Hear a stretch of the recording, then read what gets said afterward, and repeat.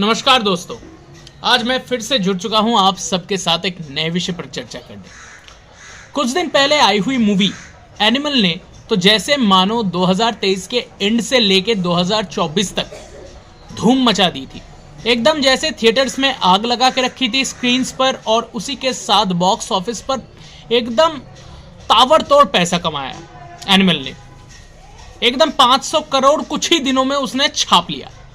तो जो भी हो, एनिमल का साइड तो मिटता है अभी, लेकिन एनिमल का एक गाना ये बहुत वायरल हो चुका है। बहुत लोग आज इस पर रील्स बना रहे हैं, बहुत लोग अपने स्टोरी पे शेयर कर रहे हैं, गा रहे हैं अपने मुंह से। ये गाना कौन सा है?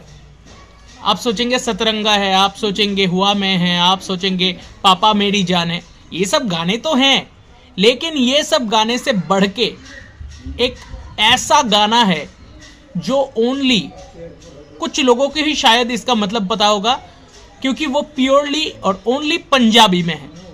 कौन सा गान या कौन सा गाना? वो गाना है अर्जन वैली ने पैर जोड़ के गंडासी मारी, जो कि हम सब जानते हैं एक पंजाबी गाना है। और अर्जन वैली ये नाम सुनते ही हमें कैसा लगता है कि पैर जोड़ के उन्होंने गंडासी मारी, यानी कोई इंसान ऐसा था जिसने ऐसे गंडासी मारी। गंडासी क्या होता है हमें पता नहीं, लेकिन ये गाना सब गाते हैं।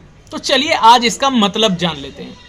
अर्जन वैली कौन था ये भी जान लेते हैं, और उसका असली नाम क्या था ये भी जान लेते हैं, उसका अता पता सब जान लेते हैं। और उसके साथ आज हम जानेंगे हमारे विष्णु के छठे अवतार परशुराम जी का क्या मेलजोल है। चलिए जान लेते हैं। जहां पे दो शक्तिशाली कैरेक्टर्स आपस में आके मिल जाते हैं। अर्जन वैली ने पैर जोड़ के गंडासी मारी, ये जो गाना है ये 80 के दशक में लिखा गया था कुलदीप मानक द्वारा। कुलदीप मानक ने इस गाने की रचना की थी, और इसी के साथ साथ ये गाना पंजाबी फोक सॉन्ग से लेके एनिमल की स्क्रीन पे रणवीर कपूर के साथ उनके भाइयों का जो जोश बढ़ाने वाला सीन है उस सीन में आ चुका है, और आज सारे लोग इस गाने के दीवाने हैं। अब अर्जन वैली असल में है कौन? पंजाब के महाराजा रंजीत सिंह के जो गैलेंटेड कमांडर थे, यानी जो जनरल थे, सेनापति थे, हरी सिंह नाहलवा। वो हरी सिंह नाहलवा के सुपुत्र हैं अर्जन वैली तथा अर्जन सिंह नाहलवा। और अब ये हरी सिंह नाहलवा कौन है? हरी सिंह नाहलवा थे उस समय जो पंजाब में राज चलता था महाराजा रंजीत सिंह का। रंजीत सिंह के एकमात्र जोरदार और जबरदस्त सेनापति थे हरी सिंह नाहलवा, जिनके सुपुत्र अर्जन जब जन्मे, जन्म के बाद से ही उन्होंने छोटी उम्र से ही लड़ाई के सारे कौशल सीख लिए, और उसी के साथ उनकी ऐसी तगड़ी बॉडी थी, और वो ऐसे लड़ाकू फाइटर थे, ऐसे लड़ाकू इंसान थे कि वो शेर को भी अपने दोनों हाथों से काबू कर सकते थे और एक एक को पछाड़ के फेंक देते थे। तो इस गाने में बोला गया है कि अर्जन वैली ने वो पैर जोड़ के गंडासी मारी, यानी अर्जन वैली ने एक पैर को बेंड करके दूसरे पैर को साठ करके एकदम जोर से गंडासी दे मारी। अब ये गंडासी क्या चीज है भला? ये गंडासी जो होती है कुल्हाड़ी के जैसी होती है।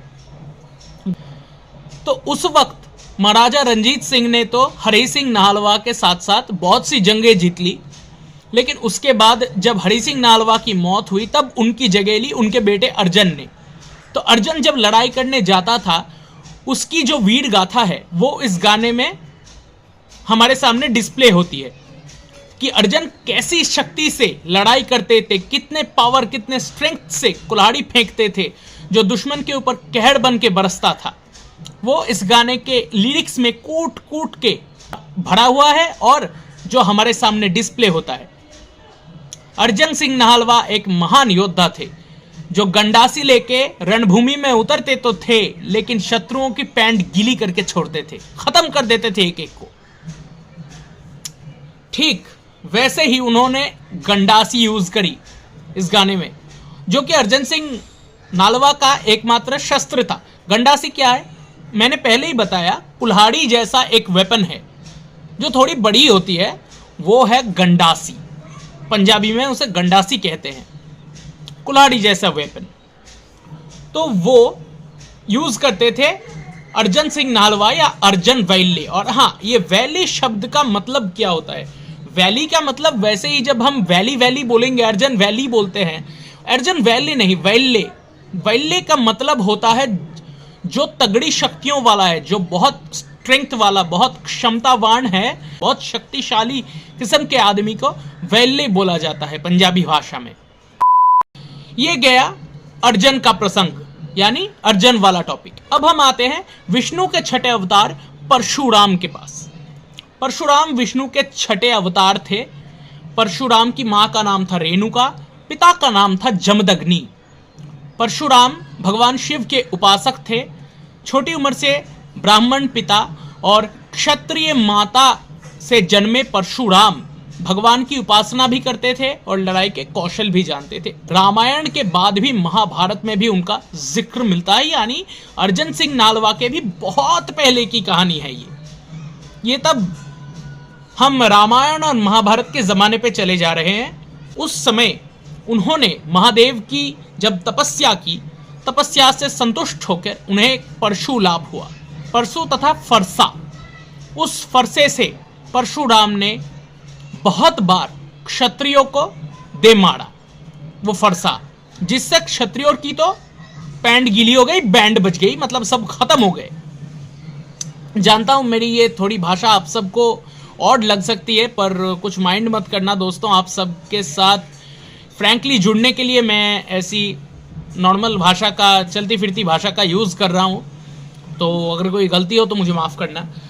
तो अपार्ट फ्रॉम दिस बात, जो परशुराम जी यूज़ करते थे वो भी एक फरसा ही था, यानी गंडासी टाइप का कुल्हाड़ी ही था। तो वहाँ इन दोनों के वेपन्स कॉमन हैं। वहाँ इनके जो वंश हैं वो अर्जन सिंह नालवा का पूरा क्षत्रिय वंश है और परशुराम का ब्रह्म क्षत्रिय वंश, यानी उनके पिता ब्राह्मण थे और मां थी क्षत्रिय। जिससे कि क्या पता चलता है कि परशुराम जी और अर्जन वैली का, यानी ये दोनों महान पर्सनैलिटीज का कुछ ना कुछ सिमिलरिटी तो एक साथ आ ही जाता है। महान जो लोग होते हैं, उनकी सोच, उनकी बातें, उनकी धारणाएं, उनके कार्य सब एक ही जैसे होते हैं। हाँ, थोड़ी सी डिफरेंस रहती है, पर सब एक ही जैसे होते हैं। भगवान परशुराम फरसा यूज करते थे, अर्जन वैली गंडासी यूज करता है। वो भी अर्जन वैली जब युद्ध में उतरते थे तो कहर बन के बरसते थे दुश्मनों के ऊपर। जब परशुराम के पिता यमदग्नि ब्राह्मण जी को, यानी यमदग्नि ऋषि को कार्तिवीर्य अर्जुन ने मार दिया, तब वो निकल पड़े कार्तिवीर्य अर्जुन को खुद मारने के लिए। और उन्होंने 21 बार जब फरसा छोड़ा अपने हाथ से, तो 21 बार पूरी की पूरी क्षत्रिय लोक मानो खत्म हो गई।